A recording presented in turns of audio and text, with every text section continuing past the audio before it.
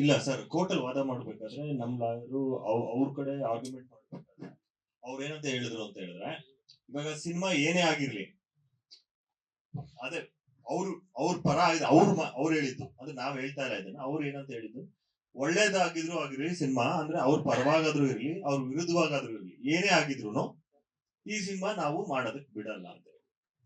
ಈ ಸಿನಿಮಾ ನಾವು ಮಾಡೋದಕ್ ಬಿಡಲ್ಲ. ಅವ್ರ ಲಾಯರ್ ಹೇಳಿದ್ರು. ಅವ್ರ ಲಾಯರ್ ಏನಂತ ಹೇಳಿದ್ರು, ಈ ಸಿನಿಮಾ ನಾವು ಮಾಡೋದಕ್ ಬಿಡಲ್ಲ. ಒಳ್ಳೇದಾದ್ರೂ ಆಗಿದ್ರು ಪರವಾಗಿಲ್ಲ, ಕೆಟ್ಟದಾದ್ರೂ ಪರವಾಗಿಲ್ಲ. ರೀಸನ್ ಏನು ಕೊಟ್ಟಿಲ್ಲ ನನಗೆ. ಕೋರ್ಟ್ ಅಲ್ಲಿ ಏನಾಗೋಗ್ಬಿಡುತ್ತೆ, ಆ ಇವಾಗ ಒಂದ್ ಕೇಸ್ ನಡೀತಾ ಇರೋದ್ರಿಂದ ಅದು ಆ ಕೇಸಿಗೆ ತೊಂದರೆ ಆಗುತ್ತೆ ಅನ್ನೋದು ಅವ್ರು ಹೇಳಿದ್ದು.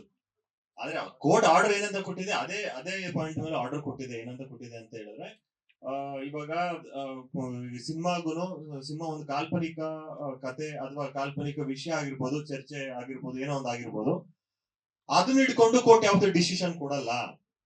ಕೋರ್ಟ್ ನಮ್ಮ ಹತ್ರ ಇರೋ ಡಾಕ್ಯುಮೆಂಟ್ಸ್, ಪೊಲೀಸ್ ಅವ್ರು ಏನ್ ಕೊಟ್ಟಿದ್ದಾರೆ ಎವಿಡೆನ್ಸ್, ಅದ್ರ ಮೇಲೆ ಇಟ್ಕೊಂಡು ಡಿಸಿಷನ್ ಕೊಡುತ್ತೆ ಅಂತ ನಮ್ಗೆ ಆರ್ಡರ್. ಇವಾಗ ಸ್ಟೇ ವೆಕೇಟ್ ಆಗಿರೋ ಕಾರಣನೂ ಅದೇ. ಅದು ಒಂದು ಇದನ್ನ ಹಾಕಿದ್ರು, ಕಂಟೆನ್ಷನ್ ಹಾಕಿದ್ರು ಅವರು.